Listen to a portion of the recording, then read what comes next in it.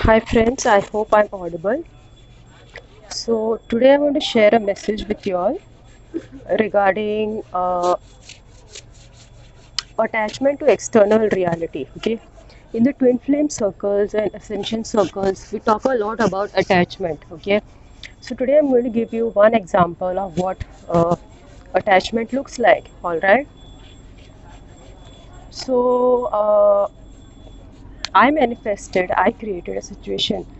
Excuse me. I created a situation in my external reality where I attracted somebody who was very restrictive and very controlling.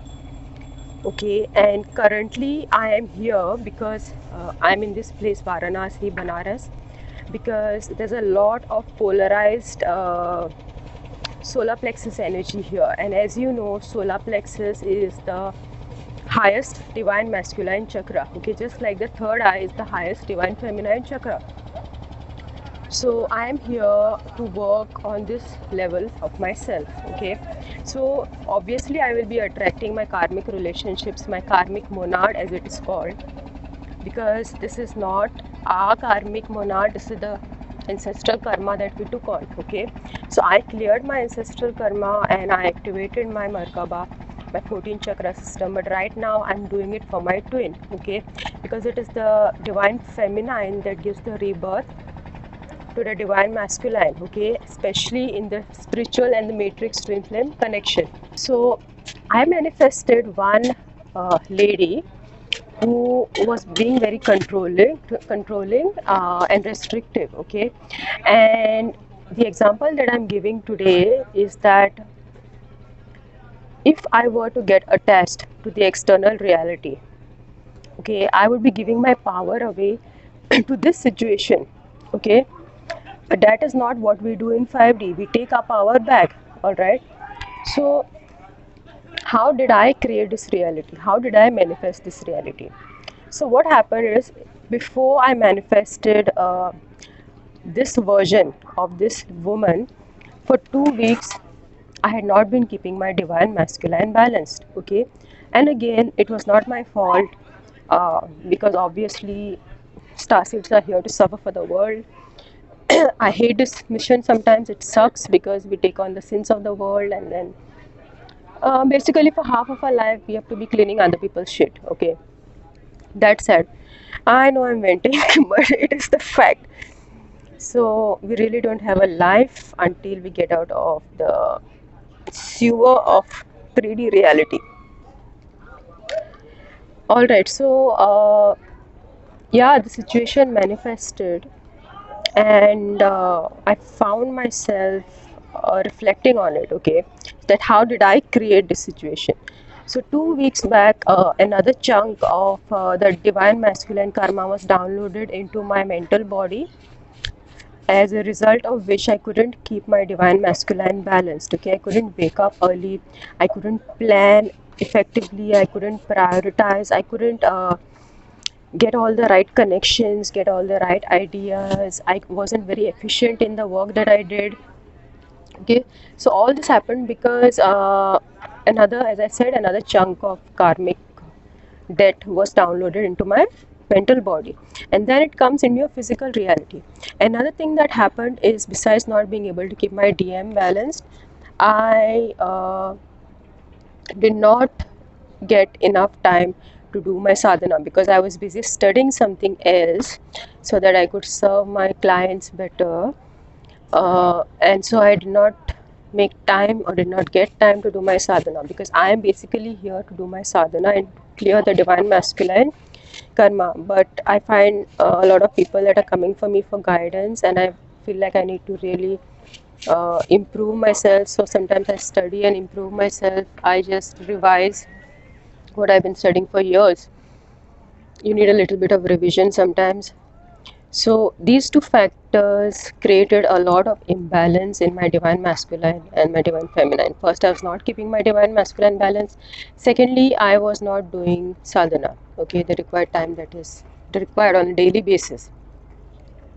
So I manifested this reality, and now that I know how I created this reality, I'm not in a state of attachment. okay, I am able to have compassion even for this person, because I know that I became a vibrational match to this angry, controlling version of this person, okay. And of course I can share this story with my community, so that is one plus sign of this incident, because this is what this channel is for. It is for sharing my journey, okay, so that I can encourage you, and I can be like a portal for you, wherein you can, you know, relate, okay, because sometimes we're surrounded by opposite identities, and that's like the really worst place to be.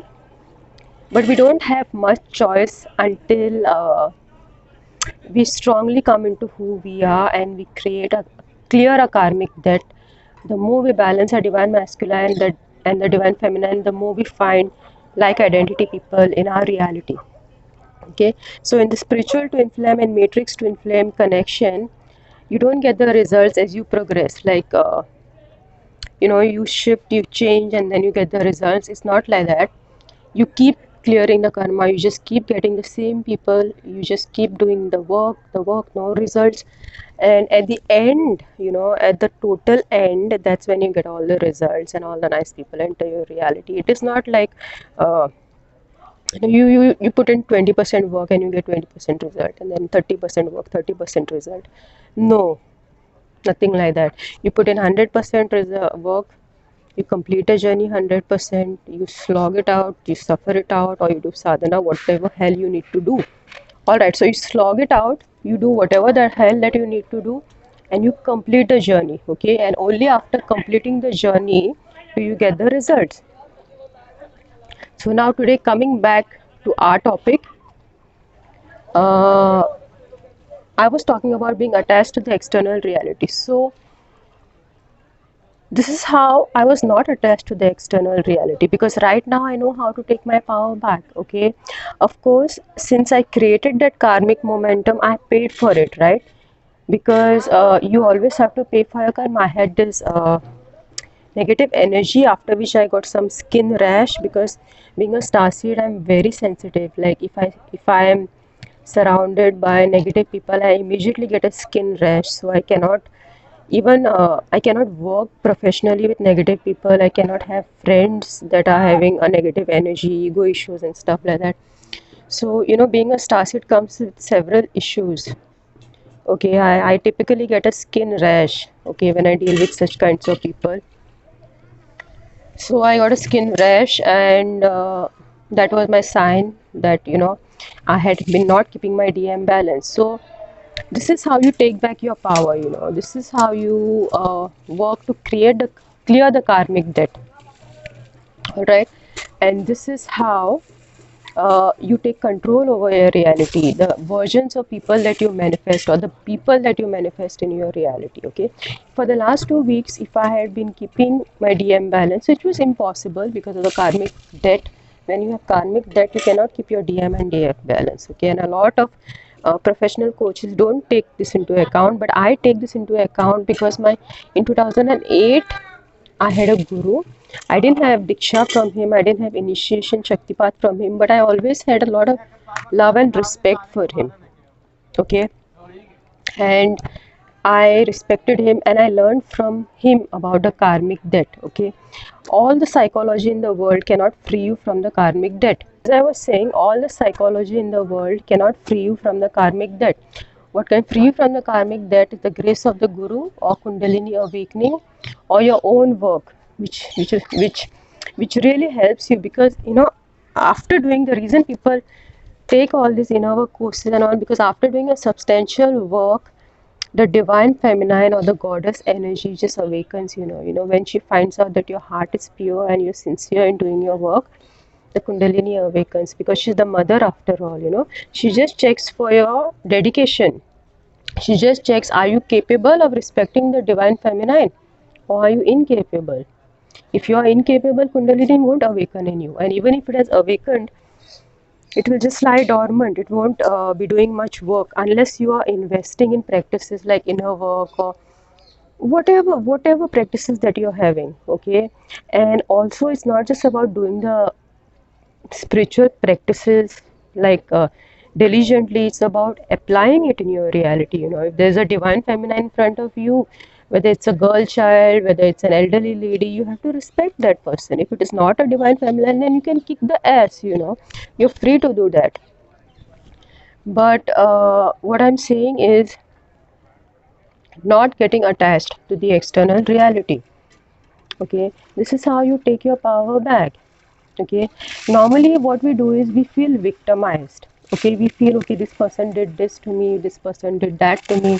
We get attached to the external reality, and what happens is our soul splits. Okay, so what happens is, due to this trauma, we take on the personality of the controller. So it's like, nobody's going to control me, I'm going to be the biggest bully. Okay, and I'm going to do this to people before even they conceive of doing it to me. Okay, so now this split from the true self happens because you have not resolved the issue.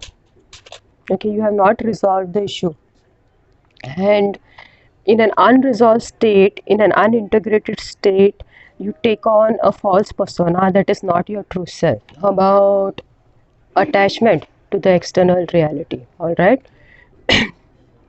So yeah, and since I've covered this topic, now I would like to tell you a little bit about my sessions. Okay, I've opened up sessions, and because I've been guided to do that for many months, I was not taking sessions because the process was a little bit too intense for me. Okay, so yeah, I've opened up sessions, but however, when we do the sessions, there are certain rules, guys. Okay, because I'm not going to create karma with any of you all. Okay, I'm not going to create karma. Like, if you have to respect the time, you have to respect the appointment, you have to respect the guru, the teacher, and you have to respect the entire process. Okay, you have to be willing to be vulnerable. If you're not going to be vulnerable, we're not going to work together. Okay, or even if we end up working together somehow, uh, you're not going to get benefit out of it. Okay, you have to be vulnerable, because 50% work the teacher puts in, the guru puts in, 50% work the student puts in. Got it? So yeah, I mean, when you come for my sessions, we decide on a particular time. If you don't stick to the time, I allow for it once, but the second time I charge rupees 200 fine. Okay, so you have, once you fix the appointment, you have to stick to the appointment, because I have so many other tasks. You know, if you constantly keep changing, okay, we are going to have this call at this time or that time, you constantly keep changing that, then you're having serious root chakra issues. Okay, it is your karma. It is, I'm not a place where you're going to project your shit on me. Okay, it is your issues, and I'm going to fine you. Okay, there's a fine for this thing, because I had a certain students that were being so disrespectful to the teacher, disrespectful towards the divine feminine. And again, this is not judgment, this is just reporting the dysfunction that is in the system, because dysfunction is dysfunction. Okay, you cannot say you're being judgmental in this case. No, you cannot say you're being judgmental in this case,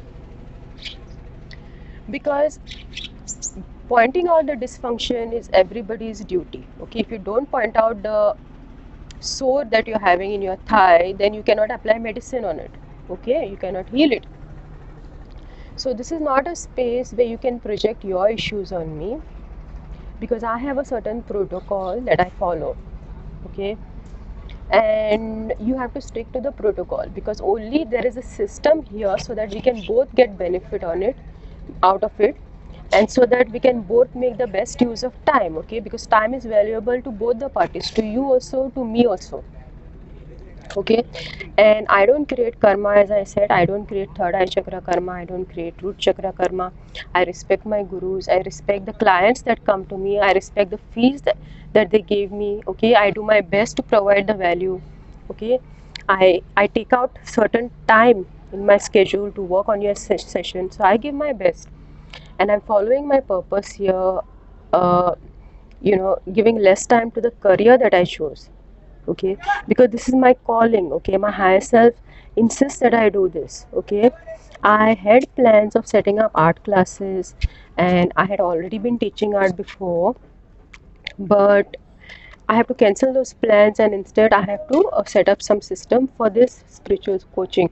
I'm even sacrificing my sadhana time to study and make sure that I'm able to give good sessions for all of you, make these videos and stuff like that. Okay, so anyway, this was what I had to share today regarding attachment to the external reality, mirroring. Okay, if you are not in connection with your twin, then other people will mirror this stuff to you. Okay, like right now we are not in I'm not in connection with my twin, so I have other people mirroring the imbalance to me. Okay, if you are in connection with your twin, of course your twin will give you triggers. Okay, so if you found this video helpful, please give it a like, share it, and subscribe to my channel. Okay, also consider making a donation, because this is a way to heal your karmic debt if you're having karmic debt with certain planets, and this is also a way to give back to the community. Okay, because we are all here to support each other, we are all here to build this community, because I am giving the divine guidance,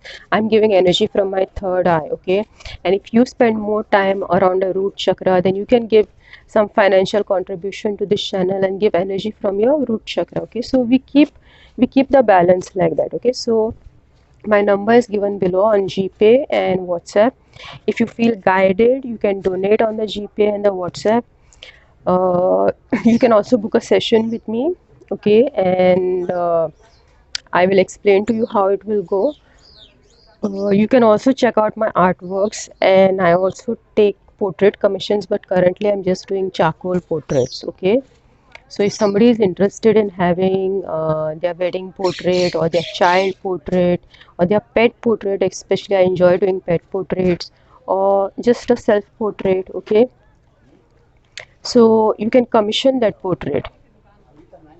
All right, and you can check out my artworks and book a session with me if you are interested. Okay, so this is what I have to share for today, and I will see you again next time.